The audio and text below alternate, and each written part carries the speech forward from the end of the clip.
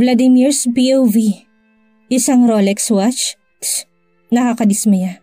Iniwan ko ito sa mesa at wala na nga akong gana na buksan pa ang ilang regalo sa akin ng ibang taong hindi ko naman kilala. Pumunta sa banyo at naligo. Pagkatapos magbihis, mahimbing pa rin nga ang tulog ni Talia. Hindi pa ako dinarat na ng antok, kaya minabuti ko munang pag-aralan ang ilang dokumento. Hanggang sa biglang nag-alarm ang phone ko. 10 minutes bago maghating gabi. Kada isang beses sa isang taon, ang record birthday greeting ni Mama sa akin noon. I played the video record at walang kupas pa rin ang ngiti ni Mama sa akin habang binabati niya ako. Ngunit hindi ko maiwasan. Bakit ang nakikita ko kay Mama, si Talia? Magkamukha silang dalawa. Kaya ba nagustuhan ko si Talia dahil kamukha niya si Mama? Teka, sinabing ampun lang si Talia. Sino ba ang mga magulang ni Talia? Hindi kaya? No, hindi maaari ang iniisip kong ito. Naginalaman nga si Papa noon na may lalaki si Mama, ngunit hindi na nagbuntis pa si Mama. Araw-araw ko naman itong nakikita bago nangyari ang aksidente sa kanya. Aksidente na sinadya ng aking ama. Tinawagan ko sa sekretary. Alam ko nagpapahinga na rin ito, pero alam niyang kailangan ko siya sa tuwing tumatawag ako. Master Vladimir, hindi ka pa nagpapahinga? Sa totoo niyan, Master Vladimir, matutulog na po. Maligayang kaarawan nga pala, Master Vladimir. Thanks. Napatawag ako tungkol sa pinapatrabaho ko sa'yo. Ang hanapin ng biological parents ni Talia. May update ba? As of now, wala pang report ang naging imbestiga tungkol sa pamilya niya. Ngunit, asahan niyo ngayon darating na araw may progress na tungkol dyan. Good. Aasahan ko yan. Saka ko ibinaba ang phone ko. Wala man sana akong pakialam kung sino ang magulang ni Talia. Pero curious ako. Magkamukhang magkamukha sila ni Mama. Talia's POV. Napaunat ako ng aking kamay, bahagyang napahikab at saka napamulat ang aking mga mata. Nakaupo bangon na ako at sumalubong sa aking paningin ang bintana na hanggang sa sahig. Napakaganda na naman ang panahon ngayon, pero hindi ko alam ang aking gagawin. Ngunit ngumiti ako para sa aking sarili. Wala mang kwenta ang isang kagaya ko, pero dapat lang nang umiti dahil nabubuhay pa ako. Thank you, Papa God. Alam kong darating ang panahon na mauunawaan ko kung bakit nangyayari ito sa akin. Babangon na sana ako nang biglang mapalingon ako sa aking katabi. Si Vladimir na mahimbing pa rin ang tulog. Muli kong kinapa ang sarili ko. Thankful at walang nangyari sa amin kagabi. Dapat lang naiwas-iwasan ko na siya kung talagang mahal din naman talaga niya si Ate Rebecca. Ako na lang ang gagawa ng paraan. Sa pagbangon ko, naalala kong nandito pala kami sa Manor. At bago ako nakatulog kagabi sa pagkakaalam ko, nakatulog ako sa sofa habang nagmumuni-muni. Kung ano ba talagang gagawin ko sa problemang nangyayari. Just give up, Talia. Itapon mo na lamang ang nararamdaman mo para kay Vladimir. Idagdag mo pa yung pangako niya na binitawan nito noon sa iyo. At ang aim mo, hanapin ang biological parents mo. O mas maganda nga ang buo mong tunay na pamilya. Iniwan nila ata ako sa bahay ampunan dahil nga hindi ako kayang tustusan. Alam kong mahirap gawin yun. Kaya naintindihan ko naman yung dahilan nila. Saka ko hindi nila yun ginawa. Hetong naabot ko, hindi ko naman ito mararating. Ang tanong, bakit nandito ako sa silid ni Vladimir at katabi ko na naman siya? Iiwas na ako sa kanya at sasabihin ko yun mamaya. Para at ease na din ang feeling niya. Pagkatapos ko magmumug at gawin ng mga bagay sa banyo, sa paglabas ko, si Vladimir nakaupo bangon na rin. Good morning! Masiglang bati ko sa kanya na mayroong ngiti sa labi ko. Akala ko may flight ka kahapon tapos bigla ka nalang umuwi dahil nga nandito si Ate Rebecca. Uy, hindi naman sinaasar ko siya.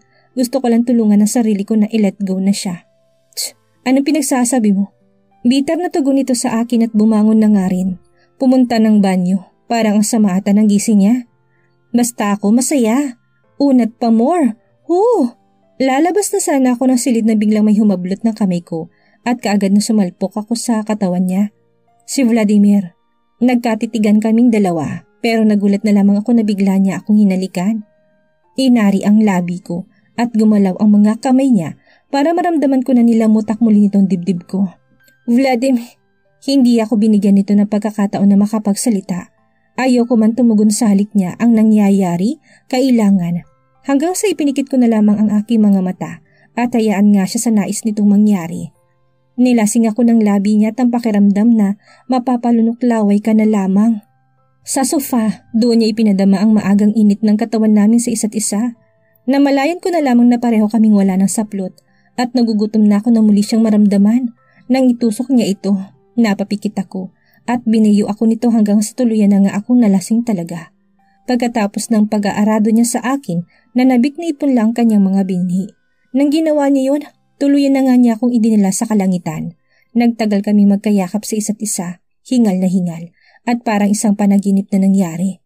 Ewan, pagkatapos ng ginawa niya ito sa akin, nakaramdam ako ng puyat ulit at nais na matulog ulit. Kaya sa muli kong pagmulat ng aking mga mata, nasa higaan ako at ang chandelier sa silid niya ang muling bumati sa akin. Wala si Vladimir sa tabi ko at napabangon ulit ako. Naka-sleeping robe at kung sino man ang may gawa nito, paniguradong si Vladimir. Humarap ako sa salamin at nadiskubre ko ang pinakamalalang bite mark sa aking leeg at dibdib ko na parang pinanggigilan talaga niya ng husto. Ang lalaking yun. Magandang umaga, Madam Duralte. Masayang pagsulipot ni Joy. Nasala na yung Old Master Duralte at si Master Vladimir. Hinihintay kayo para sabay-sabay nga magagahan. Lalabas akong ganito. Ipinakita ko kay Joy ang bite mark ni Vladimir sa leeg ko. Oops! May nangyari na namang kahiwagaan dito sa silid niyo. Hindi magtatagal, lolobo na yung tiyan niyo, Madam Duralte. Napakisap mata ako sa sinabi ni Joy. Napalunok laway ako. Baka nga isang araw buntis na ako. Hayaan niyo na yan makita ng Old Master Duralte at kung sino man Madam Duralte. Kayo naman talagang mahal ni Master Vladimir at hindi totoong chismis na inagaw niyo si Master Vladimir sa atin niyo. Patunayan niyo mali yun. Ha? Pagkatapos ng party kahapon, yan ang usap-usapan sa buong manor ng mga katulong. Yung nangyari sa inyo ni Miss Rebecca, kaya hayaan nyo na yun. Hindi nyo naman ata pinilit si Master Vladimir na gawin yan sa inyo, hindi po ba? Hindi. Nagulat nga ako kanina. Sige na, Madam Duralte, naghihintay na sila sa inyo. Kaya na makapagbihis at kitang-kita talaga sa damit ko ang ginawa ni Vladimir sa akin kanina. Talagang hindi natin ito tatakpan? Madam Duralte, makinig ka sa akin. Mas ikakabuti niyo yan. Nasa hardin ng mag-ama at nakikita ko na nga sila. Alam kong namumula ng aking mukha, lalo nang makalapit na kami sa kanila. Tumayo si Vladimir na makita ako at siya mismo naghila ng upuan para sa akin. Nakangiti naman ng Old Master Duralte sa akin, kaya ngumiti ako bilang tugon dito. Anong plano mo ngayong araw, Iha? Tanong sa akin ng Old Master Duralte habang inaasikaso na nga ng mga katulong ang pinggan namin. Ano bang bala ko ngayong araw? Wala akong idea. Ang muli yatang makulong sa napakalaking bahay. Uuwi kami pagkatapos ng agahan. Si Vladimir ang sumagot para sa akin. At ikukulong mo na naman ang asawa mo sa bahay niyo? She can do whatever she wants to do. Do shopping, I don't mind. Nag-iisip ang Old Master Duralte. Bakit hindi mo na lang ako samahan, Talia, sa puntod ng ina ni Vladimir? Po? At natigilan si Vladimir. Napaismi dito. Masasamahan mo ba ako, Iha? Sa susunod na linggo, kaarawan na niya. Kaya dadalaw ako. Kung yan ang balak niyo, Dad, wala ata akong magagawa kung hindi sabayan kayo. Si Vladimir. Good. Pagkatapos nga naming mag-agahan, muli na naman akong binihisan nang bumaba ako. Si Vladimir naghihintay na sa akin. Lumapit ito at ipinulupot sa leeg ko yung shawl na regalo ko sa kanya. Gusto ba niyang itago yung bite mark na ginawa niya? Malamig ang panahon ngayon, lalo na sa tuktok ng bundok, kaya mas makakabuti na isuot mo yan. Pero sa'yo to, hindi ko yan kailangan sa ngayon. Ikaw ang nangangailangan yan. Ang bitter bigla ni Vladimir. Si Chopper kami sumakay at mas naunang dumating doon ang Old Master Duralte. Kung dati-rati at na makapunta ako dito, yung puntod medyo nga nilipasan na ng ilang araw para nga gumapang na ang damo. Ngunit ngayon puno ito ng bulaklak.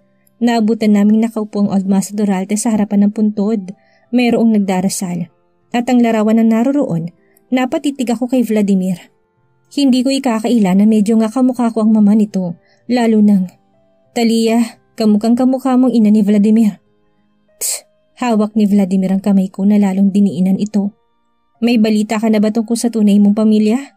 Wala pa po, amin ko dito. Vladimir, balita ko gumagawa ka na ng hakbang para matuklasan kung sino ang mga magulang ng asawa mo? Meron ka na bang balita? Wala pa. Gumagawa din ako ng pribadong pagpapaimbestiga at sana naman walang kinalaman ka, Iha, kay Natalie. Ho? Lumingon ito sa amin at ngumiti. Nanatili kami doon ng 2 oras Hanggang sa nauna na ding umalis ang Old Master Duralte pagkatapos madasalanan ang puntod. Naiwan kami ni Vladimir at ilang tauhan niya. Tahimik lamang si Vladimir hanggang sa inihatid ng tauhan niyang pinakuha nitong dala niya. Natakam ako nang inilabas ni Vladimir sa sidlan yung fruit salad. Napalunok laway na lamang ako kasi nilagay ni Vladimir sa puntod yung dala niya. Lahat ng yun. Okay po. Hanggang sa nagyaya na si Vladimir na umuwi na rin kami. Inihatid nila ako sa rooftop ng bahay niya. At siya naman hindi na bumaba kasi dediretso na ito sa kanyang kumpanya. Muli, naiwan na naman nga ako sa napakalaki kong kulungan. Lumipas sa mga araw na nakakulong lamang ako sa pamamahay ni Vladimir. Wala din naman kasi akong gana na patulan yung sinabi ni Vladimir na maaari naman akong mag-shopping lang na yun naman ang gusto ng karamihang babae. Ang pampalipas ng araw ko ang mag-aral tungkol sa mga mamahaling bato, saka nga mag-design ng mga alahas. Ngunit wala akong hilig sa mga alahas. Gusto ko lang mag-design at maghintay nga ng balita tungkol sa pamilya kong hinahanap. Namalayan ko din na minsan na lang nga umuwi si Vladimir at kung umuwi pa, lasing at hindi ko siya mapigilan na galawin ako nito. Kaya isang araw, nalaman kong uuwi si Vladimir ng lasing. Lumabas ako at sinubukan nga mag-shopping pero hindi ko inaasahan na susunduin ako ni Secretary Philip. Naghihintay sa inyo si Master Vladimir. Lasing na naman ba siya? Napatango ang sekretarya. At nang makauwi kami sa bahay, sumalubong sa aking paningin na parang may bagyong pumasok sa loob ng bahay. Madam Duralte, galit na galit si Master Vladimir na hindi kayo naabutan dito. Nagpaalam naman ako sa kanya. Oo, nagpaalam naman ako dito. Alam ko nakipag-inuman siya dahil tumawag sa akin si Ate Rebecca. Sinabing kasama niya si Vladimir. Lasing din si Ate Rebecca at naninikip ang dibdib ko. Baka kasi, wag naman sana kung hindi mabibigo ni Vladimir ang Old Master Duralte. Naubutan ko si Vladimir sa may jacuzzi at nakababad ito. Pikit ng mga mata ngunit alam niyang nandito ako sa presensya niya. Gabi na para mag-shopping ka pa ng ganitong oras, Talia. Midnight sale kasi nila kaya hindi ko na pinakawalan na makapag-discount ako ng malaki. Naamin ko din ang totoo sa kanya kahit paano. Midnight sale? Tch, iniinsulto mo bang perang meron tayo, Talia? Mulat ng kanyang mga mata. Matatalim ito. Hindi naman sa ganoon. Nakipagkita ka sa kapatid mo, kay Dr. Simon Montejo. Sinabi sa akin ni Rebecca, pumunta ka ng ospital. Dumaan lang ako para ibigay sa kanya yung isang hibla ng buhok ko. May kinalaman ito sa paghahanap ng biological parents ko. Huwag mo akong pinagsisinungalingan, Talia. Hubarin mong lahat ng saplot mo at lumusong ka sa tabi ko. Talia's POV. Vladimir at ang mga kasamahan namin nagsilabasan na nga. Ginagawa mo ba ito dahil sa pagnanasa mo lang sa akin? Ginagawa ko ito dahil may tungkulin tayong dalawa sa pamilyang ito, Talia. Kaya wag na wag mo kong iiwasan. Nagkatitigan kaming dalawa at ang tugon ko umiling ako sa kanya. Hindi ko na ito gagawin, Vladimir. Kung mahal mo si Ate Rebecca, mas makakabuting iwasan na natin gawin ito. May bala ka din naman na makipaghiwalay sa akin, hindi ba? Bakit sisirain mo pa ang buhay ko? At hindi na ako naghintay ng sagot niya. Tuluyan na akong tumalikod at bubuksan ko na sana ang pinto ng pinigilan na basang kamay ang kamay ko. Ni minsan, wag na wag kang magtatangka na tanggihan ako. Bulong niya sa akin na nagsintindigan ang mga balahibo ko. Lalo pa nang naramdaman kong labi niya sa aking leeg at muling idinin ito ang ngipin sa balat ko. Napapikit ako, sa katuluyan ako nitong niyakap. Akin ka lang, Talia, akin. Nang magkamalay ako sa katotohanan, bigla ko siyang naitulak. Hindi. Tama na, Vladimir. Tama na. Asawa kita, Talia, at walang salitang tama na sa pamamahay kong ito. At para siyang lobong gutom na gutom sa akin upang muling angkinin ang aking katawan. Matapos ang ginawa niya sa akin, iniwan ako nito sa may jacuzzi. Tulala at ang nangyaring ito sa aming dalawa ay hindi dala ng pagmamahalan, kung hindi, pagnanasa lang talaga niya. Tumulo ang luha sa aking pisngi kahit basang-basa na ako. Ramdam na ramdam kong init noon na dumaloy sa aking pisngi. Naiinis ako kay Vladimir. Bakit niya ito ginagawa kung may plano naman siyang tapusin ang kasal naming dalawa? Ako ang iiwan niyang walang-wala. Nang lumabas ako sa banyo, maayos na nakabihis si Vladimir. Nawala na ata ang kalasingan niya. Tumungo ako sa pinto upang lumabas. Saan ka pupunta, Talia? Babalik na sa silid ko. Silid mo din naman ito, hindi ba? Vladimir, nalaman mo ba kay Simon tungkol sa kagustuhan ko na hiwalayan ka? Sa kanya ba nanggaling, Talia? Ibinaba niya ang kanyang binabasang libro. Saka naglakad palapit sa akin. Nakasuot lang ako ng bathrobe at ikinubli ang ginawa niya sa katawan ko. Naramdaman ko na lamang nilak ni Vladimir ang pinto na ibig sabihin hindi nga ako lalabas sa silid na ito. Saka siya tumalikod ulit sa akin at tahimik na bumalik sa kinaupuan niya. Sa inis ko, bigla ko nga sinipa ang pintuan upang mapalipit ako sa sakit at sobrang katangahan ko. May ngumisi at napatitig ako sa kanya, hindi ito tumingin sa akin. Nakakainis ka! Na siyang dumiretso nga ako sa walk-in closet at naghanap ng maaaring isuot. Yung mga damit kong naligaw dito sa silid niya, wala na. Siguro kinuha na nila Joy, kaya wala akong choice kung hindi pakialaman ang damit ni Vladimir. Ginusto niya ito. Kumuha ako ng sando para maikubli ang dibdib ko kahit paano at isang long sleeve na kulay puti. Short niya na nagmukha na nga akong rapper sa itsura ko. Sapat lang para hindi niya ako pagnasaan. Lumabas ako sa walk-in na gano'n ang itsura at napapascroll nga sa hawak kong tablet. Naabutan ko pa rin siya sa upuan niya at ako nahiga na nga sa kama. Hindi maaaring ako ang maunang matulog dahil baka may kawalang hiyaan na naman na gawin ito. Yan kasi si Vladimir, kahit nakaisa na yan sa isang araw, maximum na atang 4 sa isang araw na gumagawa yan ng milagro. Ang lalaki nga naman, hindi parang isang libro lang na kapag nakita mong cover, yun lang ang pagkataon niya. May mga nililihim na pagnanasa yan, ngunit hindi ko namalayan. Ang pagtutuos ko sa puyat na naramdaman ko ay tuluyan na ako nitong natalo. Nakatulog nga ako. Vladimir's POV. Natiklop kong binabasa kong libro. Alam ko nakatulog na si Talia. At alam ko din na nakikipagkompetensya sa akin.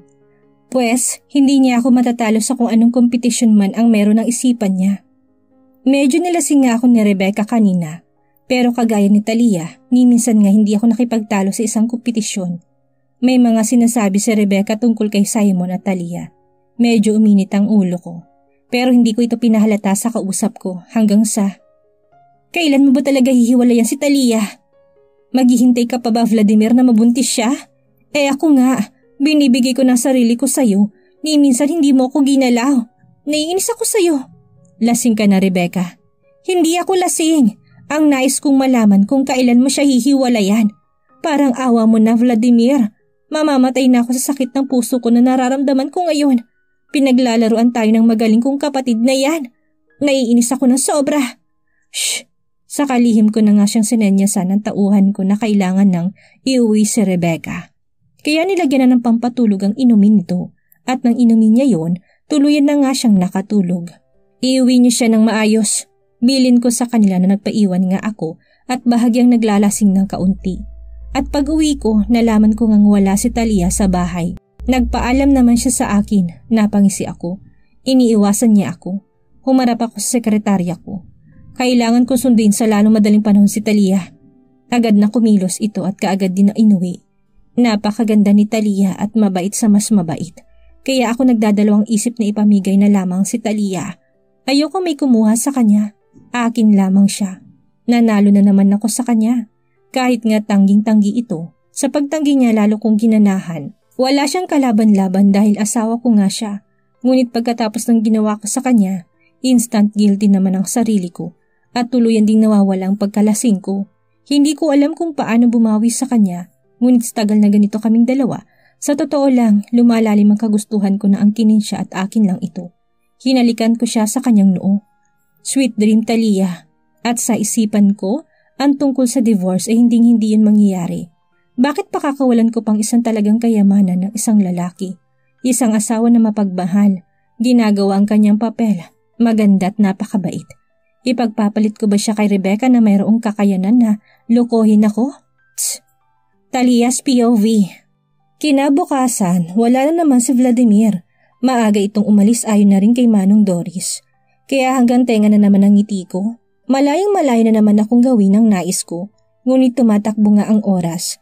Namalayan ko na naman, gabi na ulit. Mamaya nandito na si Vladimir. Kung yun hindi siya dumaan sa bahay namin kay Ate Rebecca, nalilito na talaga ako kay Vladimir kung ano ba talaga ang nais niyang mangyari. Tumulong na ako sa pagluluto ng hapunan at natapos ako. Sakto na dumating nga si Vladimir. Sakto lang ang oras nito na ibig sabihin wala siyang dinaanan muna bago nga umuwi. Nagmamadaling pinuntahan ako ni Manang Doris. Hinahanap ka ni Master Vladimir, Madam Doralte. Sige, tapusin niyo na lang pag-aayos dito. At tumakyat nga ako kaagad sa hagdan. Naabutan ko siya sa kanyang silid na hinuhubad ang damit niya. Tama lang yung uwi mo. Bumaba ka na lang kapag nakapagpalit ka na at aalis na sana ako.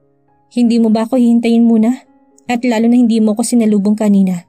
Sanay ka na atang hindi ako sinasalubong sa pag-uwi ko.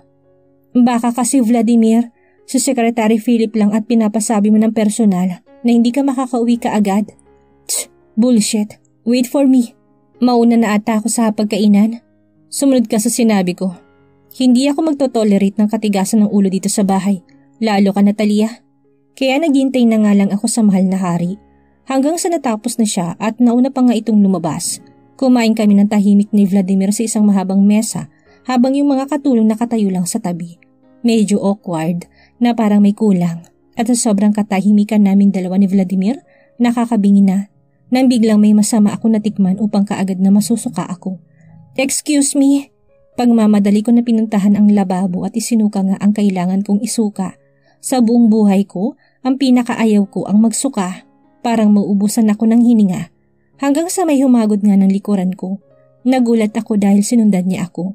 Sa tingin mo, Talia, sinyalis na ba yan na hindi ka lang magbibigay ng ingay sa pamamahay ko?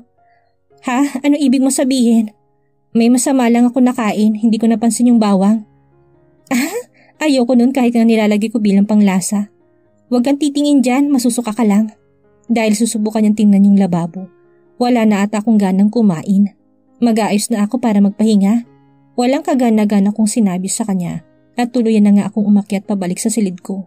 Napaupo ako sa gilid ng kama ko hanggang sa napahiga ako at napatitig sa chandelier.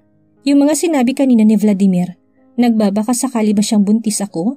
At napabalikwas ako ng bangon. Kinuha ko yung phone ko at tinignan kung ano na bang araw ngayon. Natulala ako. Pangalawang buwan na ngayon at ni minsan hindi ako gumamit ng napkin. Simula na ikinasal ako kay Vladimir. Anong ibig sabihin nito? Buntis ako? Napatutup ako ng aking bibig. Naghihinala na kanina si Vladimir. Ibig sabihin lang, malalaman na niyang buntis ako. Hindi, kailangan ko munang kumpirmahin bago ko nga sabihin kay Vladimir. At sa tingin ko, bukas may kailangan akong puntahan. Appointment para sa baby ko. Naku, Talia, wag mo nang excited. Napangiti ako at nakita ko nga sa sarili kong reflection sa salamin. Masaya, lalo na kung kumpirmado talagang positive ako. Nang biglang may kumatok at dagli akong tumakbo sa pintuan para ilak yun. Wala mo namang gugulo ngayon sa akin. Magsitigil kayo, kahit na si Vladimir. Pwede day off ko muna sa wife responsibility ko sa kanya? Abot hanggang tengang ngiti ko. Saka ko nga kinuha sa aking bulsang spare key ng susi sa silid ko. Kinuha ko ito kanina kay Manang Doris. Para nga hindi ako basta-basta nalang pasukin ng lintik na Vladimir na yan. Lintik na si Vladimir? Anong nangyari sa akin? At least sa isipan ko marunong na nga akong tanggihan si Vladimir. Namura ko pa? Pumunta na ako ng banyo para mag-half bath. At ako na mismo nag-asikaso ng sarili ko para nga makatulog na rin. Pinupuyat na ako sa totoo lang. At maaga pa ako bukas. Paglabas ko sa walk-in closet ko, halos masira ng pintuan ng silid sa kakatok kung sino man nga ang kumakatok. Napasilip ako sa peephole at napangisi ako na si Vladimir ang nasa labas. Kinuha ko yung phone ko at tinawagan siya. Hi, anong ginagawa mo't hindi mo binubuksan ang pintong ito? Time out na muna ako, Vladimir. Gusto ko magpahinga ng maayos. Mag-usap na lang tayo bukas. Matutulog na ako. Bye. Saka ibinaba kong tawag na hindi ko man lang pinakinggan ang tugon niya. Malinaw naman ang sinabi ko sa kanya. Gusto ko mapag-isa. Niyakap kong unan at pakiramdam na nasa langit nga ako natutulog. Nang biglang bumukas ang pintuan at napabangon upo ako. Ang kulit mo! Matutulog nga ako mag-isa ngayong gabi. Wala yan sa pinirmahan nating marriage contract, Talia. Huwag kang lalapit sa akin. Nahinanda ko na nga yung unang sakaling atakahin ako nito. Huwag na huwag. Iniiwasan mo ba ako, Talia? Ha? Hindi naman ah. Ngayong gabi lang. Gusto ko lang talaga mapag-isa matulog. Please lang. Na nakikiusap na nga ako sa kanya. Nakakainis. Saan pa kaya niya nakuha yung spare key na yan? Hindi ka maaaring matulog mag-isa, Talia, hanggang kasal pa tayong dalawa. Habang kasal pa tayong dalawa? Na seryoso ako napatanong sa kanya. Ibig sabihin, ipipilit mo pa rin sa akin ang divorce settlement? Napabuntong hininga siya at walang sinabing salita na kinuha niya ang unan at nahiga na nga siya sa may tabi ko. Nakatalikod ito sa akin at pinatay ang lampshade sa gilid niya. Akala ko ba matutulog ka na, Talia? Matulog ka na. Kaya inis nga ako nahiga ulit at pareho kami nakahiga nakatalikod sa isa't isa. Gusto ko mang matulog pero hindi ako dinalaw ng puyat at ang katabi ko nakatulog na. Bakit kasi ang killjoy ng lalaking ito? Maaari naman siyang matulog mag-isa, hindi ba? Bakit gusto niyang sumiksik dito sa kwarto ko? Bumangon ako para nga kumuha ng maiinom at pumunta ng banyo para na umihi. Pagkatapos ko, babalik na sana ako sa higaan na makita ko ngang wala si Vladimir. Ha? Pero napangiti ako. Gusto ko ngang mawala siya sa higaan ko at bumulusok na ako sa higaan. Thank you naman at natauhan ng kumag na yun. Ngunit, inumin mo to, Talia. Naikinamulat ko ng aking mga mata na para bang nakakita ko ng isang multo. Para saan ang titig na yan? Akala ko tulog ka na at bumangon ka kanina para matulog sa sarili mo, silid. Inumin mo to. Makakatulong to para makatulog ka ng maayos. Gatas, ganyan lang ito ginawa sa totoo lang. Baka may kung ano yan, Vladimir. Ayoko may mangyaring yun sa ating dalawa.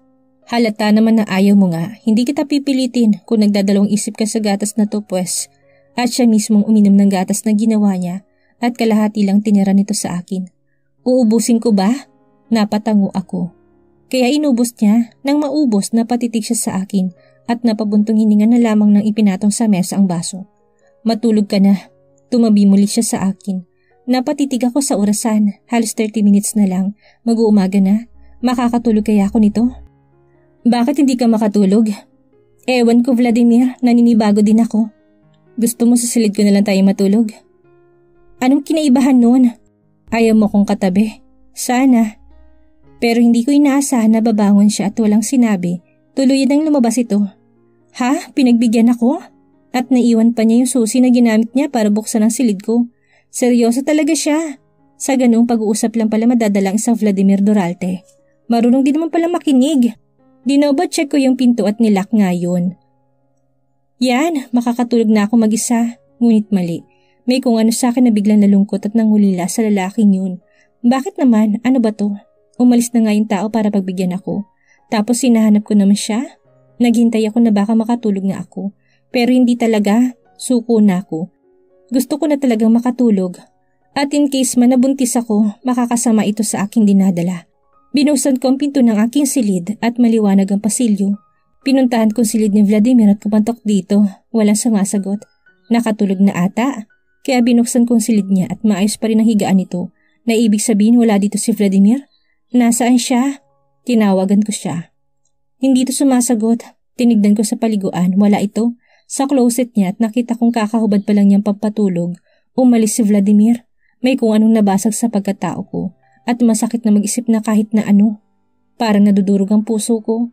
Narinig ko sa labas ang pagparada ng sasakyan. Silid at nagmamadaling akong lumabas na niya at pumunta sa buluwagan ng pamamahay niya. Ayun, kakasara pa lamang ng pinto ng sasakyan. Teka! Sigaw ko. Teka lang! Ngunit huli na dahil umandar na ito't kaagad na sinundan ng convoy. Saan pupunta si Vladimir? Si Manang Doris na wala ding nagawa para tigilan ang pag-alis sa sasakyan. Hindi ko namalayan. Tuluyan nang kumawala sa aking mga mata ang luha. Nasasaktan ako sa nangyayaring ito. Pakitawagan si Vladimir, please. Nagmadali si Manang Doris. Ngunit napailing siya sa akin. Hindi niya sinasagot, Madam Doralte. Na parang gumuho ang mundo ko. Kasalanan ko ba kung bakit umalis ng ganitong oras si Vladimir? Saan siya pupunta? Madam Doralte. Nalulumod din si Manang Doris na makita ngang ganito ako maiyak sa nangyari. Anong nangyayari, tumiiyak ka? Ang boses na yun, napalingon ako. At halos maiyak ulit ako na makita ko siya. Kaagad akong tumakbo sa kanya at walang sabi-sabing napayakap ako sa kanya. Pinagpatuloy kong pag-iyak ko sa kanyang dibdib. Inis na inis ako sa kanya. Sobrang naiinis ako sa kanya. Nakakainis ka! At naramdaman ko na lamang niyakap din ako nito ng mahigpit. Hinalikan ng ulo na ng ulo ko at matagal bago ako kumalas sa pagkakayakap ko sa kanya. Lutang na ako sa sobrang puyat at higit sa lahat sa sobrang lungkot na naramdaman ko kanina. Ang umalis pala si Secretary Philip. Bakit kasi kailangan pa ng convoy ni Secretary Philip? Akala ko tuloy ikaw yun. Natutulala na lang talaga ako sa inis. Katabi ko siya sa sofa na nasa sala. Isinandal niyang ulo ko sa balikat niya at muli kong naramdaman ang labi nito sa aking noo. May importante lang siyang hinatid sa akin at kailangan mo pa talagang magbihis in case na kailangan ko sumama sa kanya. Nahinawakan kong kamay niya na parang batang ayaw ngang maagawan ng laruan. Ngunit napabitaw din ako sa kanya. Matulog na tayo. Talagang lutang lang ata ako ngayon. Nakalipas ata yung puyat ko. At kapag ganito ako, para akong baliw. Ngumiti si Vladimir sa akin. At sa lumipas na mga araw, ngayon ko muling nakita ang mga ngiti niyang ito. Baliw ka naman talaga, Talia. At simula noong una pa lang kitang nakita. Yung sa may puntod ng mama mo? Saan pa nga ba? Sinusuklay na ni Vladimir ang kamay nito sa aking buhok. Kaya tuluyan na akong nahiga sa lap niya at ipinikit ang aking mga mata sa ginawa ko at dahil sa pakiramdam na parang iduduyan ako ng tao, tuluyan na akong nakatulog. Vladimir's POV. Mali ito, napapikit ako. Lumalalim ng paningin ko kay Talia at ang pakiramdam kong ito ay malaking dagok ito kay Rebecca. Kailangan ko na bang mamili kung sino talagang pananagutan ko? Siguro nga, kailangan na ata. Dinig ko pa rin sa aking isipan ang sinabi ng aking ama na kung minsan na nakaraan dapat lang naman natili sa nakaraan habang panindigan naman ng kasalukuyan para din naman sa kinabukasan. Mahirap ang desisyon na ito at ang mas guguhong mundo sa desisyon na ito ay hindi akin kung hindi sa umaasang si Rebecca. Binuhat ko muna si Talia sa silid namin bago nga tawagan ng kakaalis pa lang na si Secretary Philip. Master Vladimir, set an appointment sa pagitan ni Rebecca at kung nais sumama ng magulang niya, let it be. May kailangan kaming pag-usapan. See it at lunchtime. I will, Master Vladimir. Saka ko nga binaba ang tawag. Kailangan ko nang ayusin ito. Kailangan na kailangan. Kaya kinabukasan, maaga nga akong nagising pero masyado pa akong puyat para bumangon. Tulog na tulog pa rin ang katabi ko. Bumangon na ako. Dahil nga Lunes ngayon at simula na naman ng panibagong linggo. Kailangan ko muna magpapawis sa kabilangan ng puyat na nararamdaman ng katawan ko. I need to stick with my schedule. Habang ginagawa kong daily routine ko na pagtakbo sa buong parke na malapit sa villa, pinag-iisipan ko ng sasabihin ko kay Rebecca. Ayoko ma-offend siya. Lalong binalaan niya ako na hindi niya gusto na marinig na hindi ko siya paninindigan. Lalo na mga sinabi ko sa kanya noon. Hindi ko na yun magagawa. Iba nang tinitibok ng puso ko at talagang tuloy na siyang nahuli. Nang makabalik ako sa bahay, nakabangon na si Talia at tumutulong na sa kusina. Personal niyang ginawa ang tsa at almusal naming dalawa. Bumaba ako sa hagdan na nakahanda ng almusal. Nakangiting lumapit si Talia sa akin at inayos nga yung pagkakalagay ko ng pin sa aking damit. Sayang ng forma kung dito ka lang sa paglagay nito babagsak. Ayan, ako nang humila ng upuan para sa kanya at magkatabi nga kaming dalawa sa haba ng mesang meron ng bahay ko. Sa tingin mo, Talia, kailangan na ba nating dagdagan ng miyembro ang pamilya natin? Umangat ang paningin niya sa akin. Oras din para ibigay kay Dad ang gusto niya. Nalalakihan ka lang siguro sa mesang ito. Pwede naman bumili na lang tayo ng mas maliit.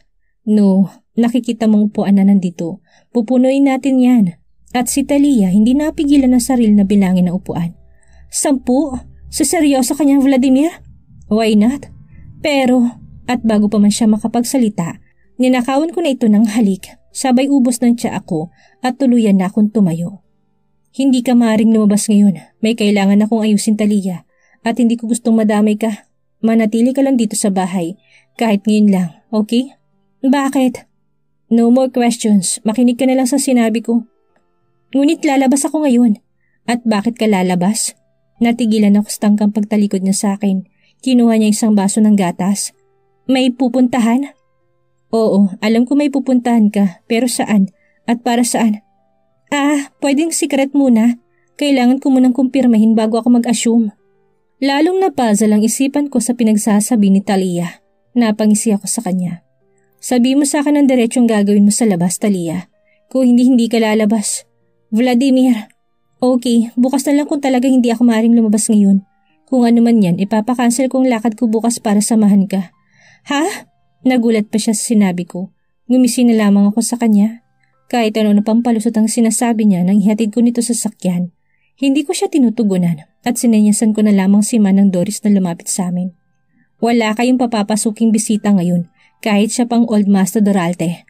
Masusunod, Master Vladimir. Vladimir naman eh. Hindi nga maaring. I-cancel yan ang appointment mo para lang samahan ako. Hindi naman ito mahalagang lakad para samahan mo ko. Natigilan siya sa kakaprotesta nang siniil ko ng halikan labi niya. Yan ang makuha niya sa akin. Behave. Bulong ko bago tuluyan na tumalikod sa kanya at sumakay na nga ng sasakyan. Ang baliw kong asawa nakatulala pa rin.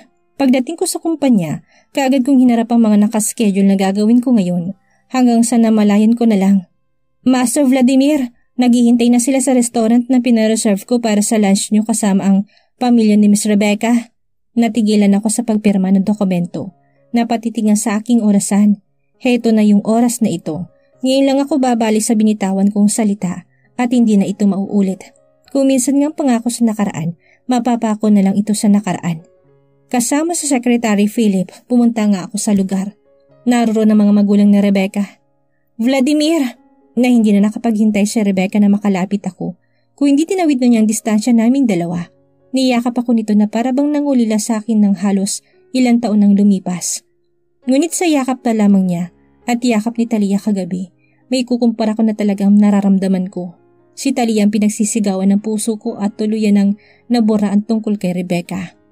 Kumalas ako sa yakap niya, mukha niya bumakas ang gulat at binati ko lang siya ng simpleng ngiti. Sumunod siya sa akin at angka nitong hawakan ng kamay ko pero hindi niya nga nagawa dahil iniwasan ko.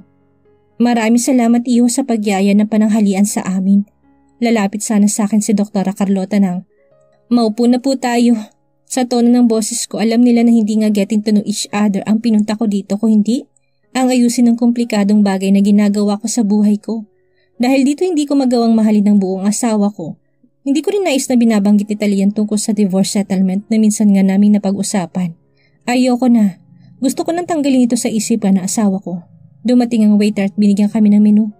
Napansin ko nakatitig lamang sa akin si Rebecca hanggang sa hindi na ata niya napigilan ng sarili at naramdaman na niyang mayroong mali. May problema ba, Vladimir? Natigilan din ng mag-asawang Montejo. Ang titig nila sa akin. A coffee latte for me. How about you guys? Baling ko sa kanila. Coffee? Hindi ka ba manananghalian? Yan na bang pananghalian mo? That's all. Kayo, masasarap ditong pagkain. Ibang-iba sa niluluto mo, Rebecca, para sa akin. At ngumisi ako. Magawa kayang masabi ni Vladimir ang plano niyang pagbitaw kay Rebecca? Mapanindigan na kaya niya ang pagiging asawa kay Talia? Buntis na nga kaya si Talia sa pangalan nila ni Vladimir? Yan ang ating aalamin sa susunod nating kabanata.